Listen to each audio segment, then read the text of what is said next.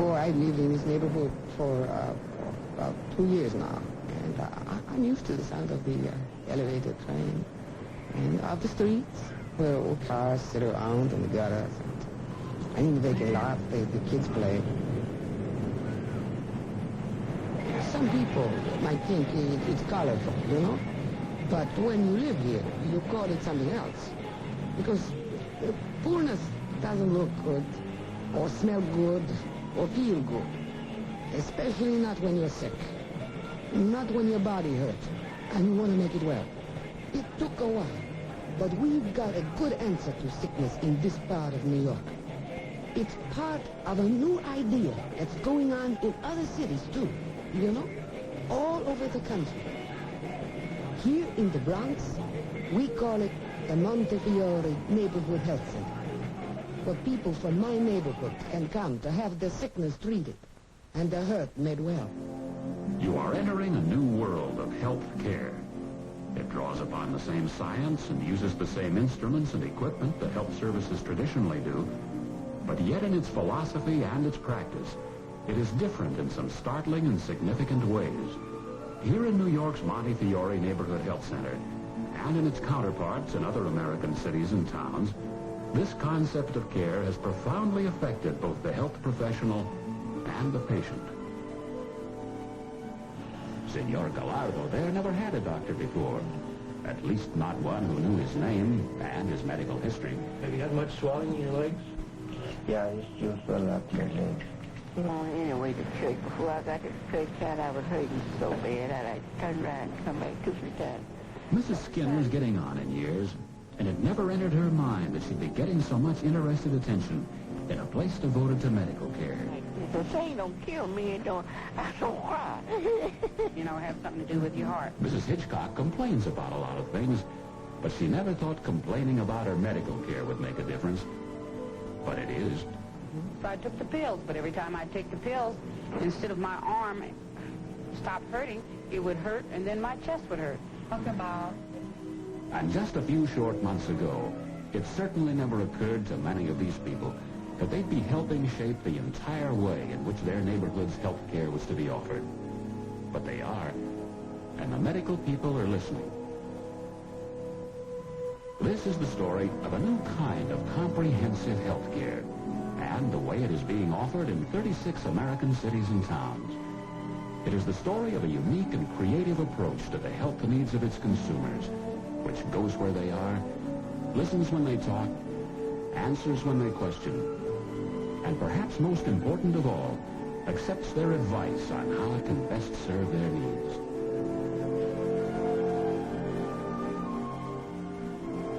It is the story of a healthcare philosophy which could well apply not just to the poor, but to everyone, and affect the whole approach of medicine in the future.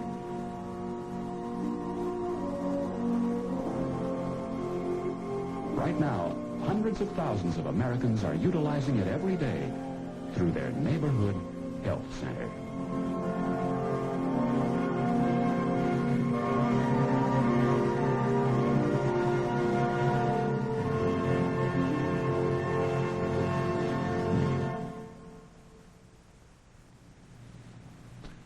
I'm Dr. Roger Eggeberg, Dean of the University of Southern California School of Medicine. This film describes new ways of providing health care for the poor, whether they live in the country or the city, by means of neighborhood health centers. In the past, and in many places today, health care for the poor has been inadequate. For instance, hard to obtain, impersonal, fragmented. In that kind of a setting, quality often suffered. And today there are probably 30 million people who are not receiving the kind of care we all deserve. Now, with people in their neighborhoods working together with professionals in the planning and operation of these centers, there are some new ideas and new directions that we should all be aware of. So let's take a closer look at some of the problems and what neighborhood health centers are doing about them.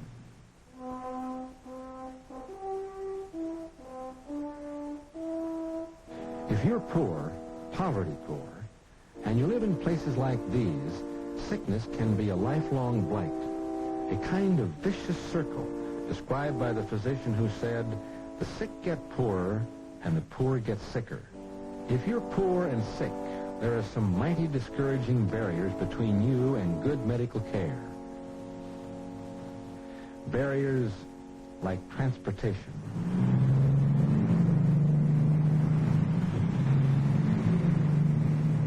Well, I've been standing out here for half an hour waiting for the bus to come along.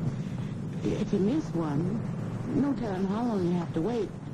And then you get to the hospital, you gotta wait some more. Well, it's very hard to get to the hospital when you have to get your kids all dressed, to get yourself dressed, and you're very, very sick. Then you have to walk several blocks to the bus. So I never go until I'm nearly dead before I go, or even before I take the kids, because it's too difficult. Add long distances, no predictable way to get there or get home later, and only the most serious illness could drag you out.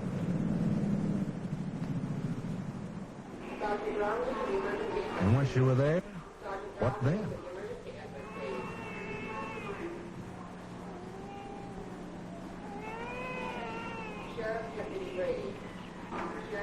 Physicians and other medical people have done a supremely difficult job under immense pressures in the country's emergency rooms and clinics. But as so many physicians know, emergency rooms just weren't designed for that job. Well, emergency rooms were designed to handle acute catastrophes of all kinds. And when the medical or surgical need is of top urgency, they and their highly trained staffs function smoothly and efficiently.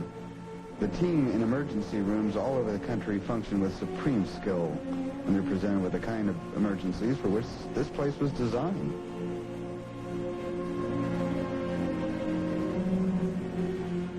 But the role of the emergency room has changed over the years, and now people bring routine problems here.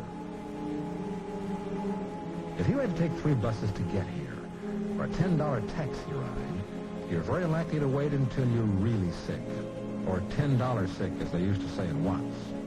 Unfortunately, being $10 sick often meant not getting well very fast, as Dr. Eggeberd knows so well.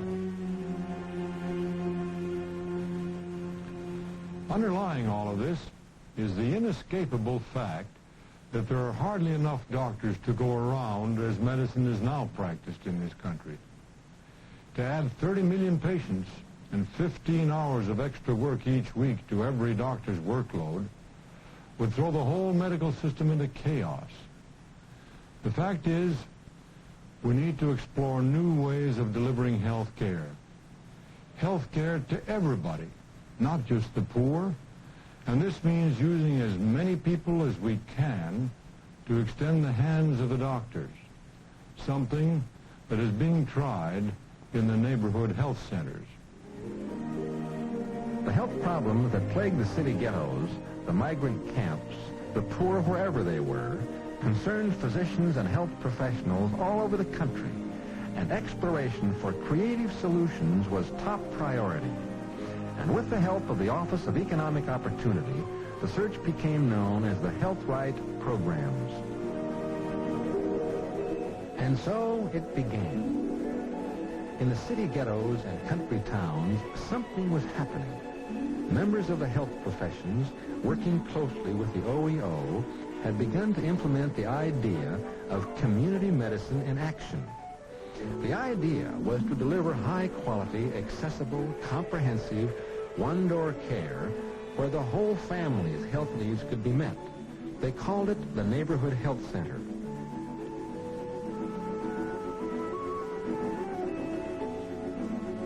And the neighborhood was so involved in it that in little towns like El Viso, California, they built it themselves.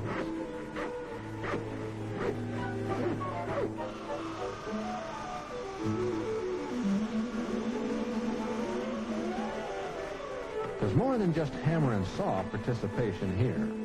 This is community participation, because this group, voluntarily building its own center, has a unity of strength that can address other problems, too. And as they break for lunch, they may well talk about things like housing and education and welfare. Community worker Tom Uredale puts it this way. Through the experience of attacking a specific problem and working with one another, they've begun to see the relationship of such things as health problems to the lack of housing, lack of education, a lack of response by the institutions in the society that so dramatically affect their lives. And not only do they have, at least some of them have, for the first time, a positive image of themselves, but they're beginning to see ways that they can move, possibly, to change some of the other areas of their life. So, with the vigorous and necessary help of community workers like Tom Uredale, the medically deprived people of communities like El Viso were helping themselves. A health center in this neighborhood? That's right. And it wasn't even faintly going to resemble a chilly, impersonal hospital emergency room. This was going to be accessible care. And if they had anything to say about it, it was going to be given in the best-looking building in town. The centers didn't have to be magnificent or even elaborate to begin with. San Francisco's first quarters were in house trailers, drawn up around this attractive courtyard. But they did have to be convenient and comfortable and easy of access, with pleasant waiting rooms in which neighborhood people would feel welcome and at home. Poor people aren't so far outside the mainstream of medical care that they don't want what other people want. Perhaps most significantly, they want what health professionals themselves want. They want private offices. All right. Now you tell me, is this comfortable? Yeah. Have you got any calls? They want quiet examining rooms. They are open at 1. They want comfortable conference areas where a warm and lasting relationship can be established between health professionals and patients. Buenas tardes, señora Alvarado. Buenas tardes, doctor. Yo soy el doctor Consiglieri, voy a ser su obstetra con el cuidado prenatal. I find that in this doctor-patient relationship, we are able to establish more than just the ordinary doctor-patient relationship, but rather that of a friendship in which we're not interested only in the pregnancy, but in the whole family. And I feel that centers such as this should not be only interested in providing health care, but also in raising the standard of living and giving hope for future generations to come. You see, a fundamental and most important concept of the health center is to offer patients family care medical service through an approach with tremendous implications for the whole medical field. It's called team medicine, and it's offered by a highly organized group whose members respond to patient needs, both medical and social. The typical health team is made up of physicians, usually an internist and pediatrician, though frequently including an obstetrician too, a dentist, a public health nurse, and one or more new health specialists called family health workers. When a family registers at the center, it is assigned to a health team which will be responsible for all of its health needs. So it's possible for an entire family to come in at once, and each member be seen by the appropriate person on their team. In order to protect your... Oh, boy. Wow. Yeah, put your tongue back, honey. Look at that. growing. And an extra tooth. Right. And while his father is getting attention just down the hall, young Spanky is getting his pediatric workup. As a member of the team, the pediatrician has the unique opportunity to use his pediatric training to best advantage. He doesn't wind up spending half of his time as a clerk or a record taker or social worker or as a nurse or receptionist. All of the members of the team contribute as co-equals with their own specialized area of expertise. In my particular case, I've found over the months that more and more I have learned to rely upon the other members of the team to do their part of the job, and so I've had more time to concentrate on what I can do best to help the entire family and the patient in their total medical care. And let me know, and I'll get the social worker to talk to you and maybe give you some help, because he's at a pretty rough age right now without a diet, and the diet may be a little bit too much for him to handle. I think, as far as I can see from this picture, that